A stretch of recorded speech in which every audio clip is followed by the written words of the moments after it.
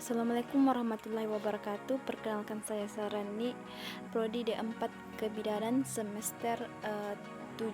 Jadi di sini saya akan menyelesaikan tugas final saya dalam mata kuliah pengembangan kepribadian dan profesionalisme dalam kebidanan. Jadi di sini saya akan menjelaskan beberapa materi secara singkat dari mata kuliah tersebut.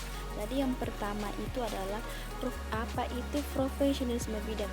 Jadi profesionalisme bidan adalah mengembangkan kepribadian yang dimiliki dengan memaksimalkan potensi pribadi melalui pemahaman konsep dari peningkatan citra diri, harga diri, komunikasi, percaya diri, dan kepribadian yang utuh untuk mencapai efektivitas dan kesuksesan, serta bagaimana kita mengaplikasikannya nanti di dalam pelayanan kebidanan.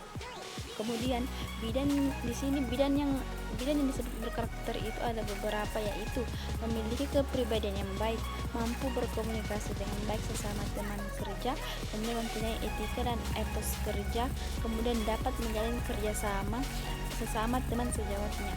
Kemudian dalam profesionalisme bidan ada dinamakan dengan manajemen waktu. Jadi manajemen waktu di sini adalah proses pengendalian atau semua yang direncanakan. Artinya kita membagi waktu, kita menyusun semua waktu agar aktivitas kita tidak berantakan, seperti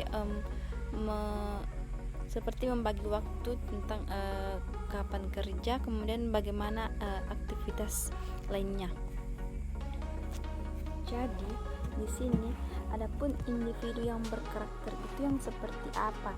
Jadi individu yang berkarakter baik unggul adalah seseorang yang berusaha melakukan hal-hal yang terbaik dengan Tuhan Yang Maha Esa, kemudian dengan dirinya, sesama lingkungan, bangsa dan negara, serta dunia, dengan mengoptimalkan potensi dirinya dan disertai dengan kesadaran, emosi, dan motivasinya terhadap dirinya sendiri. Kemudian adapun beberapa kualitas karakter. Yang pertama itu ada ketulusan, kerendahan hati, kesetiaan, positive thinking, keceriaan, kemudian bertanggung jawab atas apa yang telah diamanahkan kepadanya, kemudian percaya diri, kebesaran jiwa, easy going, dan empati. Kemudian profesionalisme itu artinya seseorang yang berkarakter dengan memiliki sikap yang baik, attitude yang baik, dan ilmu yang cukup. Kemudian dalam profesionalisme juga ini kita tahu tentang bagaimana keselamatan pasien atau patient safety.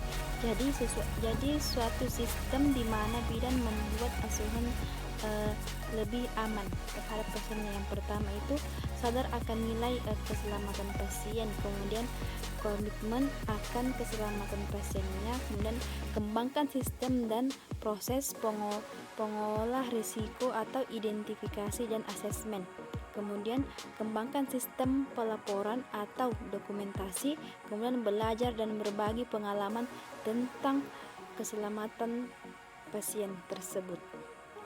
Kemudian adapun indikator keselamatan pasien atau patient safety. Yang pertama, identifikasi pasien atau gelang identitas, kemudian komunikasi efektif atau informasi lengkap sistematis seperti biasanya ketika merawat pasien. Jadi komunikasi dengan sesama teman itu ketika sedang operan itu harus efektif. Kemudian ketika berbicara dengan seorang dokter, kemudian pemberian obat, kemudian penandaan yang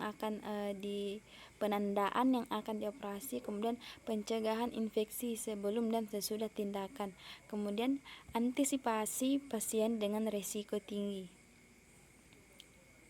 Kemudian di profesionalisme bidan ini juga ada yang namanya kepuasan pelanggan. Jadi dalam kepuasan pelanggan di sini, konsumen puas dan percaya sehingga mereka itu mau datang lagi untuk merekomendasikan asuhan yang kita berikan kepada orang lain.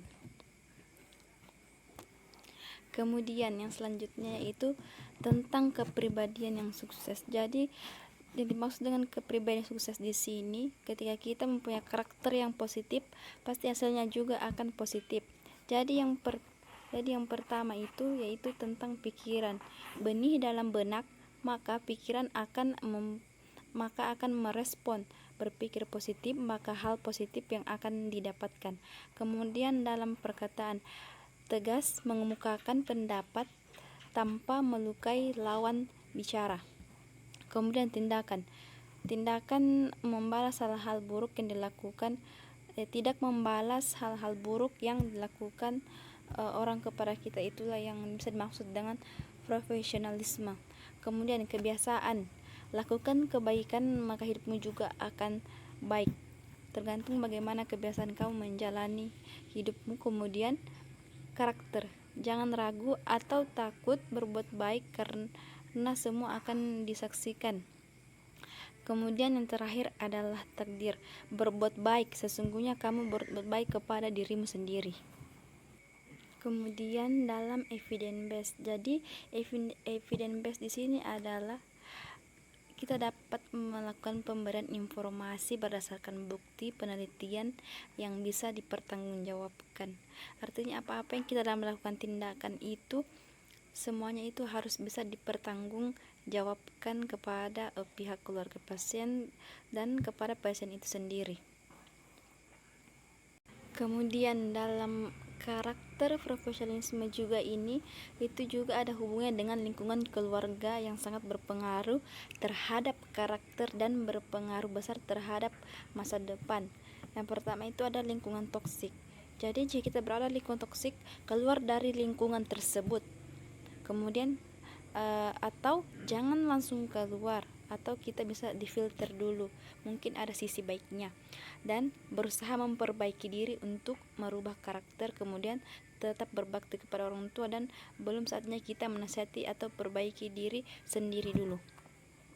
Kemudian dalam beberapa materi tentang kepribadian profesionalisme bidan di sini, saya tertarik pada materi kepribadian sukses, karena di sini jika kita memiliki karakter yang positif, maka kita akan mendapatkan hasil atau hal-hal yang positif.